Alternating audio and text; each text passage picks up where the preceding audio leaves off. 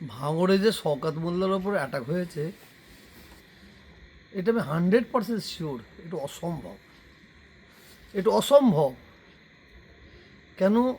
ভাঙড়ে যা খুনোখুনি হবে, যা বোম মারামারি হবে, এ শওকত মোল্লার লোকেরই করবে। এটা ওদের কাজ। ভাঙড় ক্যানিংয়ের সাধারণ মানুষ খুনাখুনিকে পছন্দ করেনি।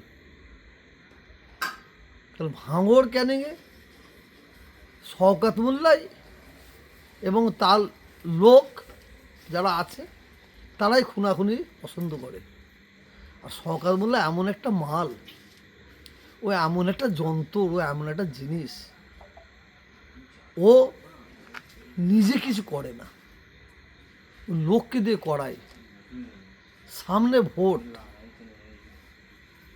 আমার মনে হয় এটার প্ল্যান মাফিক কাউকে দিয়ে এই বোমটা মারিয়েছে। কেন? সিকিউরিটি বাড়াবার জন্য। এ অন্য কেউ নেই, চাল নেই, এটা সিকিউরিটি বাড়াবার চাল।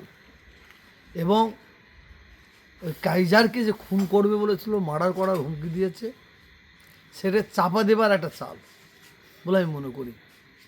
আর শওকত মোল্লা ও কি জিনিস ক্যানিং ভাঙড়ের মানুষ ভালো জানে। শওকত মোল্লাকে মানে অ্যাটাক করেছে, এটা শুনে শুধু ভাঙড় ক্যানিংয়ের মানুষ হাসছে না, এটা বাংলার মানুষ হাসছে।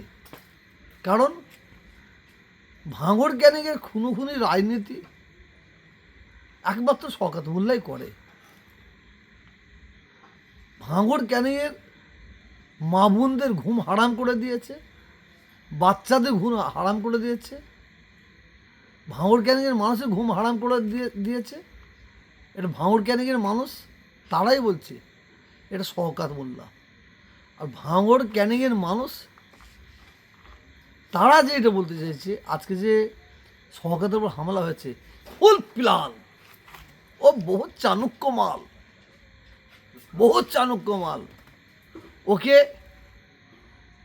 ওপর নেতৃত্ব হয়তো বলেছে তোমার সিকিউরিটিতে বাড়াবো, অত বাড়াতে গেলে তোমাকে এই ধরনের একটা কাজ করতে হবে, করলেই আমি একটা সিকিউরিটি বাড়িয়ে দেবো। এমনি এমনি তো সিকিউরিটি বাড়াবে না, এই সিকিউরিটি বাড়াবার একটা প্ল্যান। এই সিকিউরিটি বাড়িয়ে নিয়ে ও আরও মানুষের প্রতি জুলুম করবে, অত্যাচার করবে বলে আমার মনে হচ্ছে। এটা ভাঙড় ক্যানিংয়ের মানুষের মন্তব্য।